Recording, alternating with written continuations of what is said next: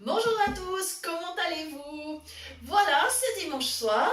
Alors, on va préparer un petit repas tout simple. C'est une amie qui suit la chaîne qui m'a donné cette recette et elle m'a bien sûr permis de la partager. Donc, je la remercie beaucoup. Voilà, donc ce soir, sur notre chaîne Cuisine pratique pour les non-voyants et sur la chaîne de l'association Phoenix qui relaye nos vidéos, nous allons préparer de la frittata. C'est une recette extrêmement simple. On va dire qu'on est dans de la pâtisserie salée. Voilà. Alors, j'ai préparé sur ma table. J'ai un moule à pudding. En fait, c'est un moule dans lequel il y a 6 petits moules distincts. Voilà. Mais vous pouvez aussi, bien sûr, utiliser un moule à cake. Ça irait très très bien. Au lieu de faire des portions individuelles, vous faites une grande portion, puis après vous faites des tranches. Ça, c'est tout à fait possible. Ou alors des petits moules individuels si vous avez. Voilà, il n'y a pas de problème. Toutes les solutions sont envisageables. D'autre part, j'ai fait des petits dés de jambon. Voilà. Alors, vous pourriez aussi, par exemple, mettre des petits morceaux de poulet, de dinde, ou autre viande froide qui vous resterait, par exemple. Un reste de rôti, ça serait tout à fait top. Maintenant, si vous préférez une recette végétarienne, vous pourriez mettre un petit restant de légumes. Ça ne serait pas un problème non plus. J'ai des petits cubes de fromage. Alors, j'ai préparé c'est un vacherin fribourgeois, mais vous pouvez utiliser un gruyère, un emmental, du comté, pourquoi pas du maroilles, du vieux pané, du beaumont de Savoie.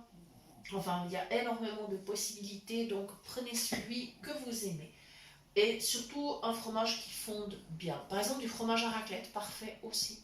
Voilà. Donc, je commence la recette. Donc, au fond de chaque petit moule à pudding, je vais mettre des petits dés de jambon. Alors, je vais commencer en haut à gauche. Voilà, pour le premier.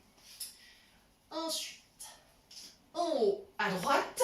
Comme ça, je suis. Voilà. Et puis, après, c'est chaque fois le suivant. Donc, au milieu à gauche. Lui, je vais lui en mettre encore un petit peu. Je n'ai pas été assez généreuse. Au milieu à droite. Donc, en fait, avec la main gauche, je suis le long du moule. Comme ça, je sais toujours où j'en suis.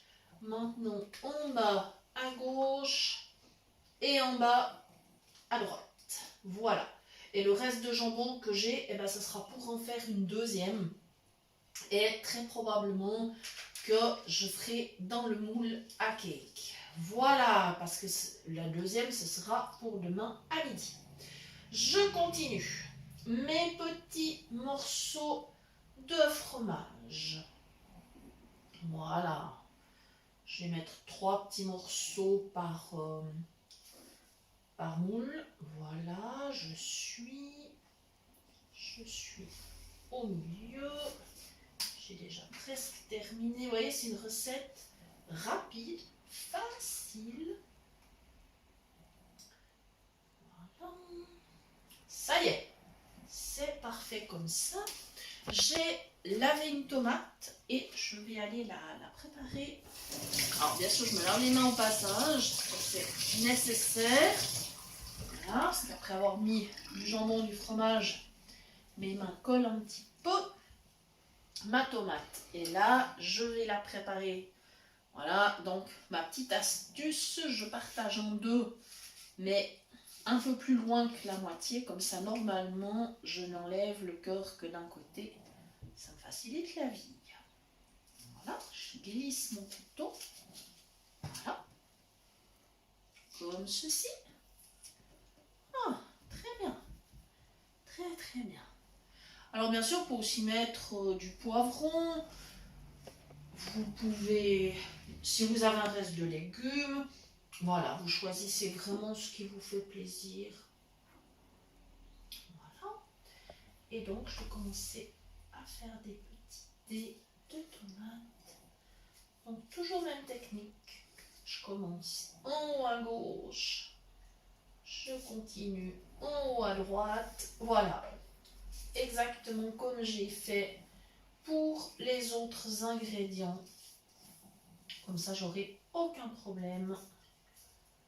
Je sais toujours où j'en suis. C'est juste une petite question d'organisation.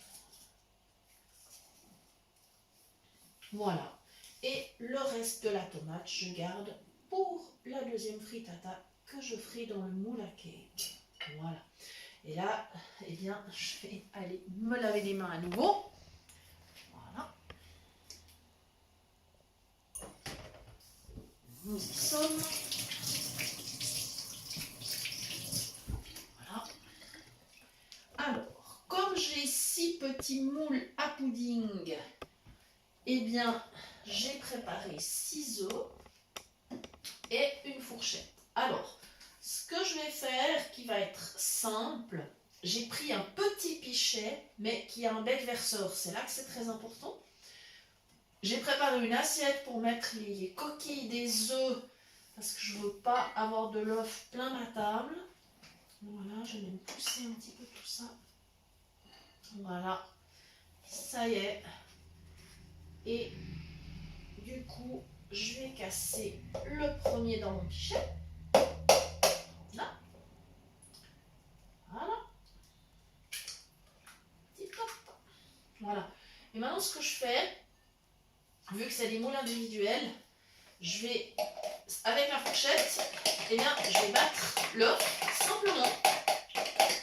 Je vais le faire de façon individuelle. Comme ça, je pourrais verser dans chaque petit moule. Ça me facilite la vie et comme ça, j'en mettrai pas à côté. Parce que ça, par contre, c'est ennuyeux. Voilà, je pose la fourchette dans l'assiette.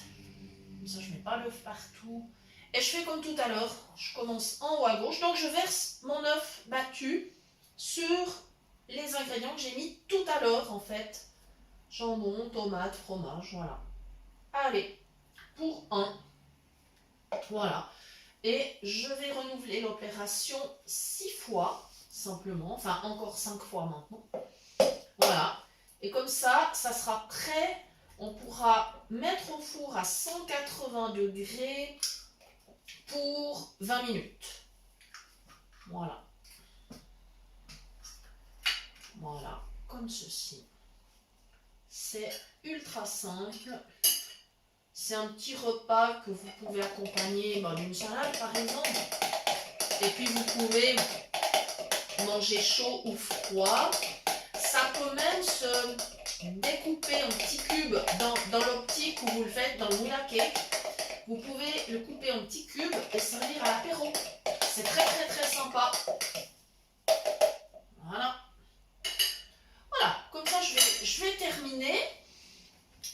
Et ensuite, donc, ça part au four. Donc maintenant, en haut à droite, voilà. Comme ça, j'en mets pas partout. Parce que si je prépare mes 6 œufs d'un coup, ça va être difficile à évaluer combien je dois en mettre. Tandis que là, chaque fois, ça pose aucun problème. Voilà, voilà, voilà. C'est une recette toute simple.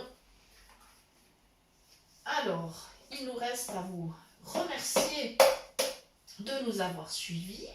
Vous rappelez que vous pouvez nous écrire à l'adresse suivante cuisinepratique@mail.ch pour toute demande de recettes ou pour recevoir les liens des prochaines vidéos. Et nous vous souhaitons une belle soirée. Nous vous disons à très bientôt. Merci.